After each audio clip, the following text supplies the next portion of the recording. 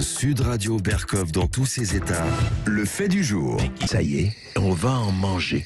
Ce n'est plus Henri IV et la poule au pot chaque dimanche. Ce n'est plus ça, vous connaissez. Dès que vous allez dans le sud, vous franchissez le sud de la Loire, vous avez les grillons partout. Eh bien, le grillon domestique vient de décider. Qui vient de décider? La Commission européenne. Et qui dirige la Commission européenne? La sublime, l'extraordinaire, l'immarcessible, l'incorruptible Ursula von der Leyen. Eh bien, elle vient de décider, la Commission européenne, que le grillon domestique était assez sain pour finir dans vos assiettes, et dans vos verres, et chez vos enfants, et dans les pains, les petits pains, les biscuits, les barres de céréales, les prémélanges secs, les produits secs, les produits transformés, les pizzas, les produits, etc. Oui, tout cela, eh bien, vous aurez du grillon à l'intérieur. Voilà. Après, attendez, c'est déjà permis et recommandé par la Commission européenne. Le verre de farine et le criquet migrateur. Oui, le criquet migrateur va atterrir dans vos assiettes. Virginie Geron, bonjour. Bonjour. Alors, chère Virginie, députée européenne, évidemment, on voudrait comprendre. Alors, c'est quoi on en parle depuis quelques jours, un peu partout, mais on ne comprend pas du tout ce qui se passe. Et c'est une recommandation, c'est une obligation, et au fond, qu'est-ce que ça apporte? Parce qu'il y a déjà beaucoup de gens qui se posent des questions. Bien sûr, d'ailleurs c'est pour ça que je me suis intéressée au dossier, parce que j'ai eu pas mal d'appels téléphoniques sur ce sujet, notamment sur le problème des allergies. Alors en fait, on se rend compte que les insectes sont dans les tuyaux de Bruxelles depuis un moment, hein, c'est pas nouveau. Ah oui, depuis quand à peu près?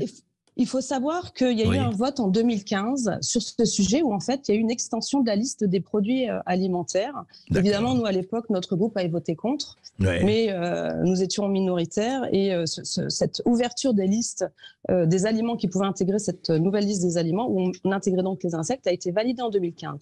C'est intéressant de savoir qu'en 2015, il y a eu des études qui ont été faites par l'autorité européenne de sécurité des aliments. Des aliments disaient bien qu'à l'époque, il manquait d'études pour accepter d'ouvrir les insectes à cette nouvelle liste d'aliments. Donc ça, c'était en 2015. Donc il manquait d'études. Et plus loin, une autre étude de la même autorité indiquait qu'il ne fallait pas que le bétail puisse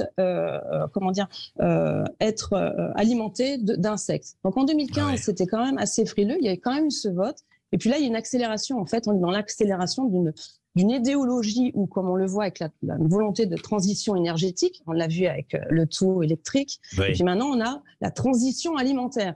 Donc comme vous l'avez dit, il y a eu l'autorisation du verre de farine jaune, on a eu le criquet migratoire, et puis maintenant, 3 janvier, signature par effectivement la commissaire européenne, Madame von der Leyen, qui autorise la poudre de grillons domestiques dans tous les aliments que vous avez annoncés, que ce soit les biscuits, les pizzas, les purées, les plats à base de légumineuses, même les bières.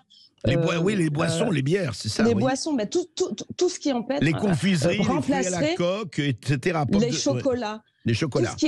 Tout ce qui est ces protéines animales pourraient remplacer les autres protéines alimentaires. Même la viande aussi. Et la viande aussi qui est modifiée. Donc en fait, on est dans une accélération de cette idéologie, une idéologie, je rappelle, qui est de sauver la planète. Donc manger des insectes pour sauver la planète. Arrêter de manger du steak, manger des insectes, ça va sauver la planète. Donc on est dans cette idéologie qui s'accélère puisque on voit dans la communication 2021, qui est l'Organisation mondiale de l'alimentation, la FAO, déclare qu'il y a 1900 insectes qui pourraient être utilisés comme aliments dans le monde.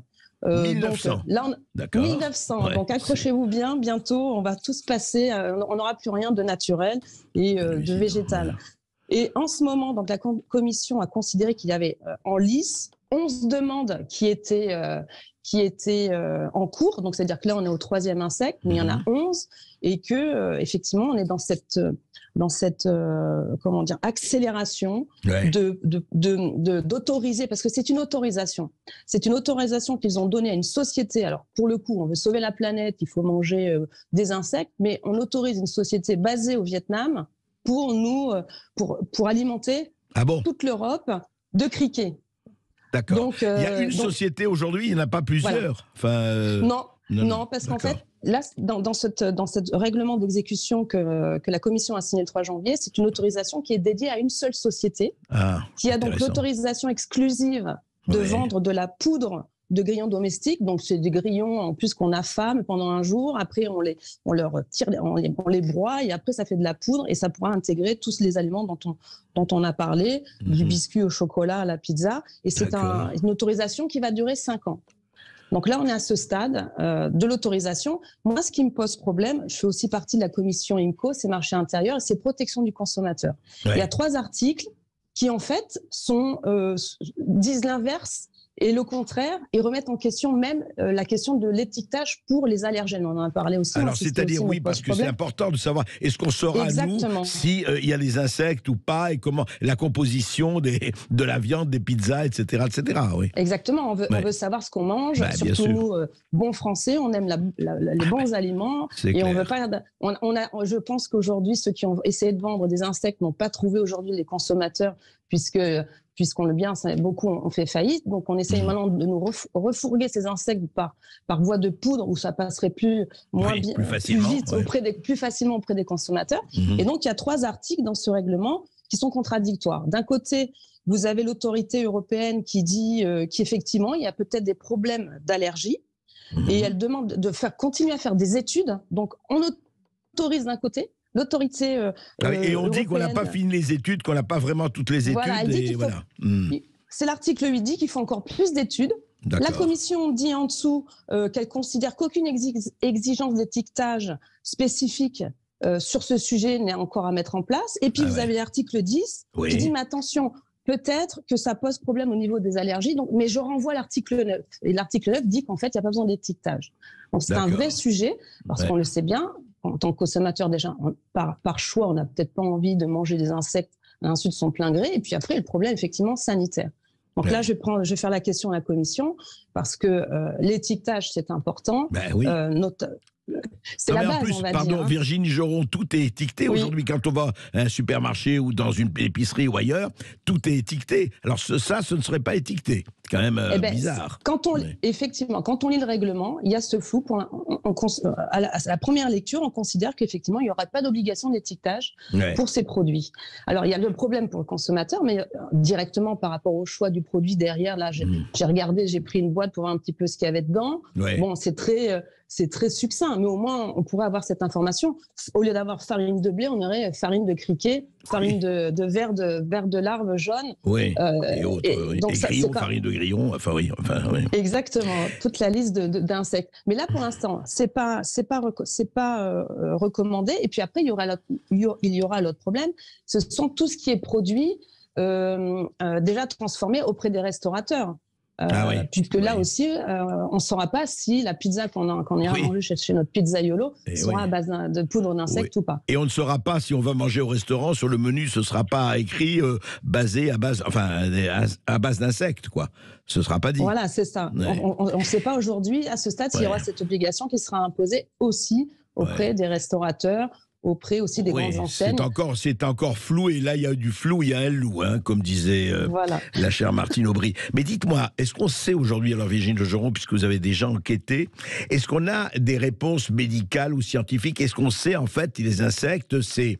Bon, pourquoi pas, je veux dire, mais on ne va pas faire de parti pris.